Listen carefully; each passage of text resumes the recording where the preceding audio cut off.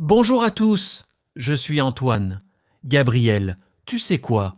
Ce matin, j'ai fait quelque chose de vraiment différent pour moi. Bienvenue sur Wow Spoken French, chers auditeurs. Oh, Antoine, tu me rends curieuse. Qu'est-ce que tu as fait de si spécial ce matin? J'ai fait du vélo? Oui, du vélo? Pour la première fois depuis des années. J'ai pris mon vieux vélo du garage et je suis sorti dans le parc.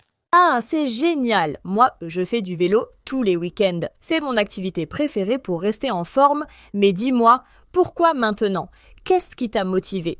Eh bien, tu vois, je travaille beaucoup assis devant mon ordinateur. Mon dos me fait mal, mes jambes sont toujours fatiguées. Mon médecin m'a dit « Antoine, tu dois bouger plus ». Il a raison, ton médecin. Rester assis toute la journée, ce n'est pas bon pour le corps. Et alors, comment était ta première sortie à vélo? C'était difficile au début. Mes jambes tremblaient, mon cœur battait très vite. Après seulement 10 minutes, j'étais fatigué. Mais tu sais quoi? Je me sentais vivant. Oui, je comprends exactement ce sentiment. Au début, c'est toujours dur. Le corps n'est pas habitué. Mais après quelques semaines, ça devient plus facile. Et chers auditeurs, est-ce que vous faites du vélo? Écrivez-nous dans les commentaires. On veut savoir. Bonne idée, Gabriel. Alors, toi qui fais du vélo régulièrement, tu peux me donner des conseils. Parce que là, je ne sais pas vraiment comment commencer correctement.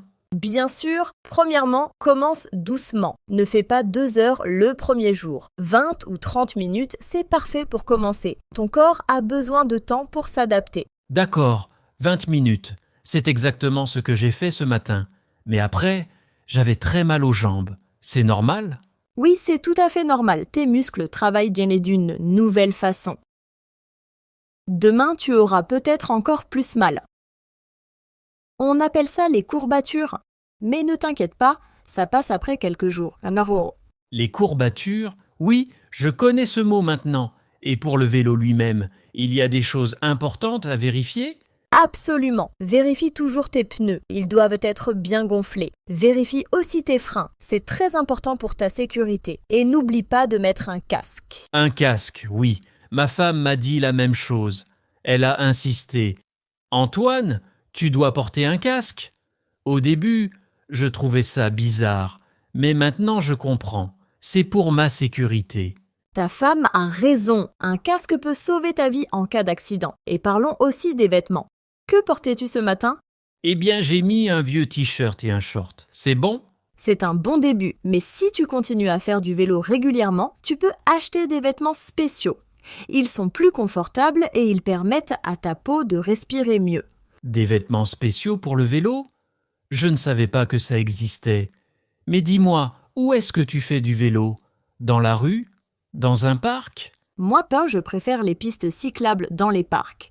C'est plus calme, il y a moins de voitures et l'air est plus pur, mais parfois, je fais du vélo en ville aussi pour aller au travail. Aller au travail à vélo, c'est intéressant, mais tu n'arrives pas fatigué au bureau? Au contraire, le vélo me donne de l'énergie le matin. Je me sens plus réveillée, plus concentrée. Et je fais de l'exercice en même temps que je me déplace. C'est pratique, non? Oui, c'est une excellente idée. Mais moi, mon bureau est loin. Ça prend 40 minutes en voiture.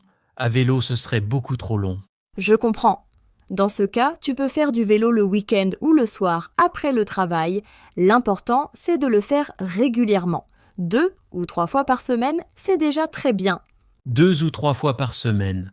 D'accord, je peux faire ça. Et quels sont les bienfaits du vélo pour la santé? Mon médecin en a parlé, mais je veux en savoir plus. Oh, il y a beaucoup de bienfaits. D'abord, le vélo est excellent pour le cœur. Il rend ton cœur plus fort. C'est comme un muscle, tu vois. Plus tu l'utilises, plus il devient fort. Mon cœur devient plus fort. J'aime cette idée. Et pour les jambes? Les jambes aussi deviennent plus fortes. Les muscles des cuisses, des mollets, tout travaille quand tu pédales. Et c'est bon aussi pour les articulations. Le vélo ne fait pas mal aux genoux comme la course à pied. Ah, c'est important ça. J'ai un ami qui court tous les jours et ses genoux lui font toujours mal. Avec le vélo, c'est différent? Oui, très différent. Quand tu cours, tes pieds frappent le sol. Boum, boum, boum, c'est dur pour les genoux. Mais avec le vélo, tu es assis. Le mouvement est plus doux, plus fluide. Plus doux pour les articulations. Parfait pour moi. Et pour perdre du poids, ça aide? Oui, absolument. Le vélo brûle beaucoup de calories. Si tu fais du vélo régulièrement et que tu manges bien, tu peux perdre du poids. Mais attention, ce n'est pas magique. Il faut être patient et constant. Patient et constant. D'accord, je note ça dans ma tête. Et toi, Gabriel, depuis combien de temps tu fais du vélo? Moi? Oh, depuis environ 5 ans maintenant. J'ai commencé exactement comme toi, avec de petites sorties. Maintenant, je peux faire 50 km sans problème. 50 kilomètres, c'est incroyable. Moi, je ne peux pas imaginer ça maintenant. Mais peut-être dans quelques mois. Bien sûr, dans quelques mois, tu seras surpris de tes progrès. Le corps s'adapte vite. Au début, 20 minutes te semblent difficiles. Après 3 mois, tu voudras faire 1 heure. J'espère que tu as raison. Et chers auditeurs, avez-vous déjà essayé de faire du vélo pour l'exercice? Est-ce difficile pour vous aussi au début? Dites-nous dans les commentaires. Excellente question, Antoine. Maintenant, parlons de la motivation. Comment rester motivé? Parce que c'est souvent le plus difficile, non? Oh oui, c'est mon plus grand problème.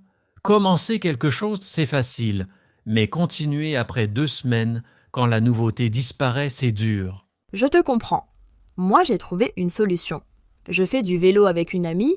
Nous avons un rendez-vous chaque samedi matin. Comme ça, je ne peux pas dire « Oh, aujourd'hui, je reste au lit ». Faire du vélo avec quelqu'un d'autre, c'est une bonne idée. Ça rend l'activité plus sociale, plus amusante. Peut-être que je devrais demander à un ami de venir avec moi. Oui, fais ça, c'est beaucoup plus agréable à deux. Vous pouvez parler pendant que vous pédalez. Le temps passe plus vite et vous ne sentez pas la fatigue de la même manière. Et si je n'ai pas d'amis disponibles, il y a d'autres façons de rester motivé? Bien sûr, tu peux te fixer des objectifs. Par exemple, cette semaine, je vais faire du vélo 3 fois. Ou ce mois-ci, je vais faire 100 km au total. Quand tu atteins ton objectif, tu te sens fier. Des objectifs, oui. J'aime cette idée. Je vais commencer petit. Mon premier objectif, faire du vélo 2 fois cette semaine. Parfait, c'est réaliste et atteignable. Et tu sais quoi? Il existe aussi des applications pour ton téléphone. Elles enregistrent tes trajets, ta vitesse, les kilomètres parcourus. C'est motivant de voir tes progrès. Des applications pour le vélo? Je ne savais pas. Comment elles s'appellent? Il y en a plusieurs. Par exemple, Strava est très populaire. Tu peux voir tes statistiques, comparer avec tes anciennes sorties, même partager avec des amis. C'est comme un jeu. Comme un jeu! J'adore les jeux. Je vais télécharger cette application ce soir. Et dis-moi, Gabriel, tu fais du vélo en toute saison? Même en hiver? Bonne question. En été, c'est facile et agréable. Le soleil brille, il fait chaud, c'est parfait. Mais en hiver, c'est plus compliqué. Il fait froid, il pleut parfois. Il fait noir tôt le soir. Alors tu arrêtes en hiver? Non, pas complètement. Mais je fais du vélo moins souvent et je m'habille différemment. Je porte des vêtements chauds, des gants, un bonnet sous mon casque. L'important, c'est de ne pas avoir froid. Des vêtements chauds, bien sûr. Mais ce n'est pas dangereux quand il pleut? Les routes sont glissantes. Tu as raison, il faut être prudent.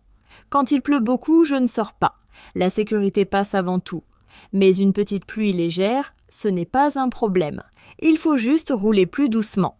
Rouler plus doucement sous la pluie, d'accord. Je vais me souvenir de ça. Et maintenant, une question importante. Combien coûte un bon vélo? Ah, la question du prix. Écoute, tu n'as pas besoin d'un vélo très cher pour commencer. Un vélo simple et confortable coûte entre 200 et 500 euros. C'est suffisant pour débuter. Entre 200 et 500 euros. C'est raisonnable. Et plus tard, si je continue et que je deviens passionné, je peux acheter un vélo plus professionnel? Exactement. Mais attention, les vélos professionnels sont très chers. Ils peuvent coûter 2000, 3000 euros ou même plus, mais pour l'exercice normal, un vélo simple est parfait. Je vais garder mon vieux vélo pour le moment alors. Il fonctionne bien, pourquoi changer? Et maintenant, parlons de la nourriture. Qu'est-ce que tu manges avant et après le vélo? La nourriture, c'est important. Avant le vélo, je mange quelque chose de léger. Par exemple, une banane ou une tartine avec du miel, pas trop, sinon j'ai mal au ventre pendant l'exercice. Une banane ou une tartine, simple et efficace. Et après le vélo? Après V, mon corps a besoin de récupérer, je bois beaucoup d'eau, c'est très important de rester hydraté. Et je mange quelque chose avec des protéines, comme du poulet ou des œufs. De l'eau et des protéines. Je vais noter ça. Tu sais, Gabriel, cette conversation me motive vraiment. Je commence à penser que je peux vraiment faire du vélo régulièrement. Bien sûr que tu peux. Le plus difficile, c'est de commencer. Mais tu as déjà fait ta première sortie ce matin, c'est un excellent début. Et chers auditeurs, qu'est-ce qui vous motive à faire de l'exercice? Écrivez-le dans les commentaires. Oui, partagez vos secrets de motivation avec nous. Bon, Gabriel, j'ai encore une question. Est-ce que le vélo aide aussi pour le stress? Je suis souvent stressé à cause du travail.